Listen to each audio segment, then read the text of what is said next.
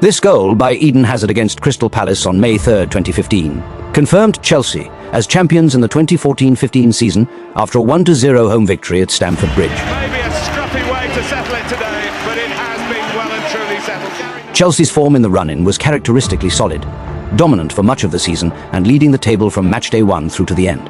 The architect behind this triumph was a manager already deeply ingrained in Chelsea folklore, Jose Mourinho.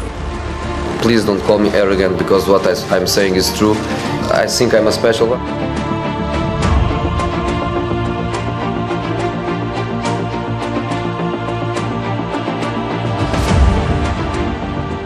A decade earlier, during his first stint, starting in 2004, he had arrived boldly declaring himself the special one at his unveiling press conference. What I'm saying is true. I think I'm a special one. He delivered Chelsea's first Premier League title in 50 years in the 2004-05 season, amassing a record 95 points, conceding just 15 goals, a Premier League record that still stands, and suffering only one defeat all campaign.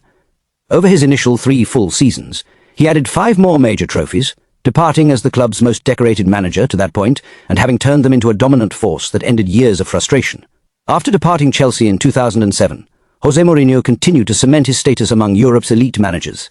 He achieved remarkable success in Italy, guiding Inter Milan to a historic treble in 2010, the club's first, and still only, treble in Italian football.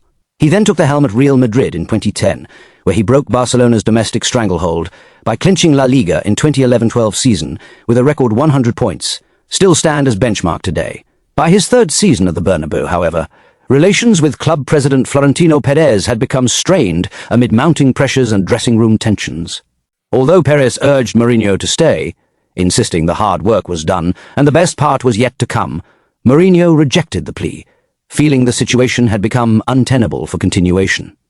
Aware of Chelsea's strong interest in bringing him back to England, he actively pursued a return to Stamford Bridge. In a reflective interview with Corriere dello Sport in late 2024, Mourinho admitted that turning down Perez is one of his biggest regrets of his career. He acknowledged knowing Perez was right, that greater successes awaited, but emotional ties to Chelsea and the club's pursuit ultimately swayed him.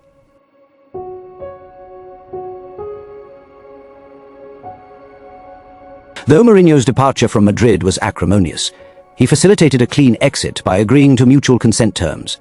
No transfer fee or major compensation was required from either side, waiving what could have been around £17 million in penalties under his contract. This paved the way for his return to Chelsea on a 4-year deal ahead of the 2013-14 season. Coincidentally, Roman Abramovich and Chelsea's hierarchy were seeking a battle-tested winner to restore stability following a turbulent stretch under managers like Andre Villas-Boas, Roberto Di Matteo, and Rafael Benitez. By 2013, the club had claimed major honours only sporadically, missing the consistent domestic supremacy and long-term continuity that once defined them. Mourinho, fresh off successes elsewhere and eager to return home, was the perfect fit. Mourinho himself described the move as coming back where I belong, insisted he was better than ever, and playfully rebranded himself as the happy one. I'm the happy one. A light-hearted twist on his famous 2004 Special One introduction. His second spell delivered immediate promise, peaking in the 2014-15 season when he guided the team to a commanding Premier League campaign. It is now! That'll do it! The leg stuck out there, but anyway, nothing doing either way. Matic to Ramirez! Unbelievable! And who's got it? Diego Costa with the near post header, we've seen. Chelsea led the table from matchday 1 all the way to the finish, securing the title with 3 games in hand and finishing with 87 points from 38 matches. Mourinho's pragmatic, defensively robust style earned him the Premier League Manager of the Season award, also winning the League Cup in addition. It marked his 3rd Premier League title and 3rd League Cup with Chelsea overall, bringing his total major trophies across both spells to 8. The consensus at the time viewed this as the dawn of a fresh dominant chapter, with Mourinho's revitalized squad poised to build a lasting dynasty akin to his initial back-to-back titles. He repeatedly voiced strong commitment to the long haul, declaring, "I stay here for as long as Mr. Abramovich wants me. I'm in the right place." After the triumphant 2014-15 campaign, Jose Mourinho granted his Chelsea squad an extended holiday to allow proper mental and physical recovery. The team had endured a demanding schedule with a relatively small group of players, making this a considered strategic call to prevent burnout, a notable shift from Mourinho's typical emphasis on intense pre-seasons and rapid starts. Reports even indicated that some players had requested additional time off following the title success, and he agreed while still demanding professionalism and fitness upon their return. In retrospect, however, this well-intentioned man management and reward for their efforts spectacularly backfired in ways few could have predicted. Key players returned noticeably off form. Star striker Diego Costa arrived slightly overweight after straying from his diet during the break, while talisman Eden Hazard came back significantly out of shape and struggling with match fitness. This wasn't isolated. A wider lack of sharpness plagued the squad.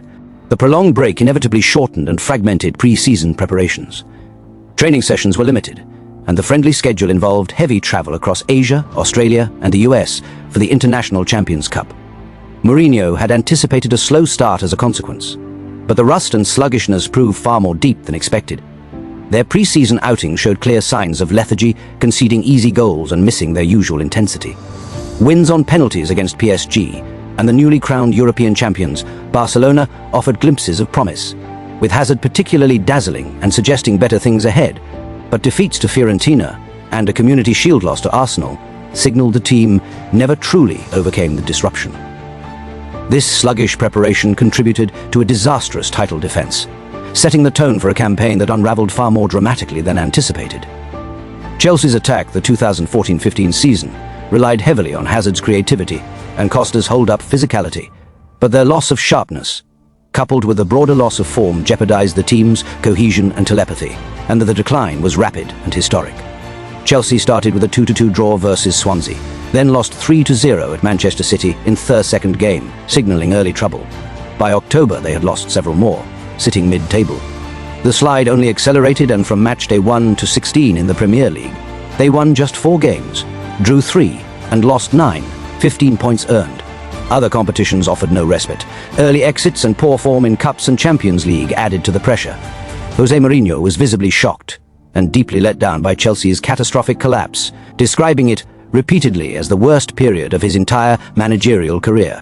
He felt profoundly betrayed by the players, publicly accusing them of failing to execute his plans and letting his work down. That my work was betrayed, if is the right word.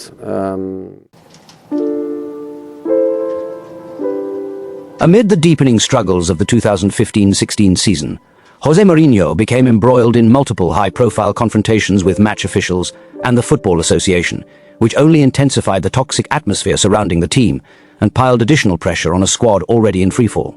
One notable incident came after Chelsea's 3-1 defeat to Southampton on October 3, 2015. In a lengthy and extraordinary post-match interview with Sky Sports, Mourinho accused referees of being afraid to give decisions for Chelsea, specifically claiming they were hesitant to award penalties to his side. A little bit honest and to say clearly the referees are afraid to give decisions for Chelsea. And I repeat, if the FA wants to punish me, they can punish me. They don't punish other managers, they punish me. It's not a problem for me. But I want to repeat because I think my players deserve it. Chelsea fans deserve it. I am a Chelsea fan too. And I want to say it again. Referees are afraid to give decisions for Chelsea. The FA charged him with misconduct for implying bias by officials and bringing the game into disrepute. Mourinho initially invited punishment. If the FA want to punish me, they can punish me. It's not a problem, but later appealed the sanction, a £50,000 fine and a suspended one-match stadium ban. The appeal was unsuccessful and the punishment stood.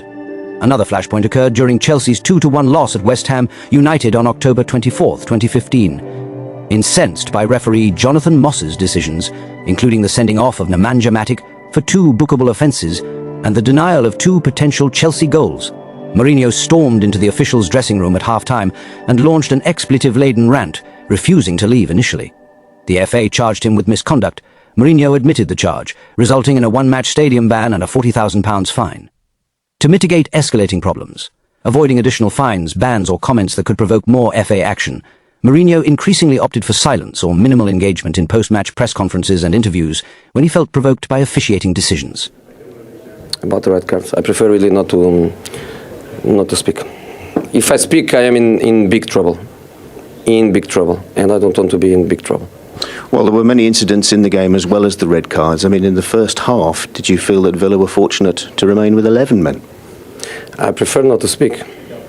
If I speak, I am accused of bringing the game into disrepute. Jose, 3-1 defeat after a fabulous start. The game just got away from you there. I have nothing to say. Nothing to say about the game at all? Nothing. I have nothing to say. Nothing to say about the Lucas decision that left him on the pitch? Nothing to say. I have nothing to say. The Costa clash? I have nothing to say. I'm so sorry, I have nothing to say. This became a deliberate, recurring tactic in the latter stages of his tenure, as he navigated the risk of saying something inflammatory amid the mounting scrutiny and deteriorating results. The poor results spiraled into a toxic environment of growing discontent, eroding respect and authority in the dressing room, with Diego Costa famously throwing his substitute's bib in Mourinho's direction after being informed he wouldn't be brought on during a draw at Tottenham in November 2015, a moment Mourinho downplayed but clearly suggesting rising tensions. In fact, reports spoke of a near mutiny, with derogatory nicknames circulating privately among players and heated confrontations in team meetings. One particularly explosive claim, reported by BBC journalist Gary Richardson in November 2015, alleged that an unnamed first-team star had said they'd rather lose than win for Mourinho. A remark that fueled speculation of deep unrest, though Mourinho denied any full-scale revolt and defended his squad against accusations of dishonesty. The atmosphere grew increasingly poisonous, contributing to the rapid unraveling of what had once seemed a promising dynasty. Mourinho escalated dramatically in the aftermath of Chelsea's 2-1 defeat to Leicester City on December 14th, 2015. Is it hard for you watching some of those players, knowing they're champion players, knowing how good they can be? They're almost unrecognisable. Yeah, it's hard. All last season, I did a phenomenal work, and I brought them to a level that is not their level. Is more than they really are.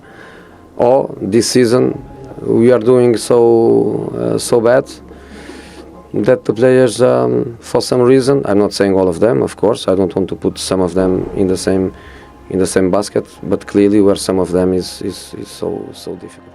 These public admonishments only deepened the divide. Players felt personally attacked and undermined, accelerating the breakdown in trust and unity to the point of no return. Despite the fractures, Mourinho publicly insisted he wanted to stay and fight to turn things around, stating it was ultimately up to Roman Abramovich and the board to decide his fate. But the open airing of grievances and the irreparable rift had rendered his position untenable. The Leicester loss proved the final straw. Chelsea's 2-1 defeat at the King Power Stadium left them 16th in the Premier League table.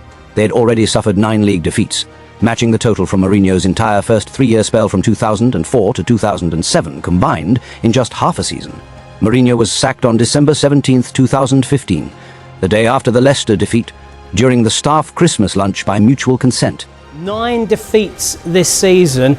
Before this season, Jose Mourinho had never lost more than 6 league games at any club he's been at in a single season. So Jose Mourinho has been sacked, and it's pretty remarkable when you think about it, because just 7 months ago he led Chelsea to the Premier League title. But I have huge respect. I think Jose's biggest problem was that he trusted us too much. He gave us more holiday because we were champions. He believed in us more. He trusted us more, and we let him down. The whole team, as all the players, and that was the main reason why at the end he had to go, and for that, In the official statement, following Jose Mourinho's departure on December 17, 2015, Chelsea cited palpable discord between the manager and players as a key factor in the decision. The matter remains that Chelsea Football Club is in trouble. The results are not good. There obviously seem to be a palpable discord between manager and players, and we feel it was time to act. Shortly after the sacking, Chelsea's talisman Eden Hazard, who had been the creative heartbeat of the 2014-15 title-winning side, reached out personally. In a text message to Mourinho, Hazard apologized for his own poor performances during the disastrous campaign, expressing regret over how things had unraveled after their shared success the previous year. Mourinho responded positively, wishing Hazard well.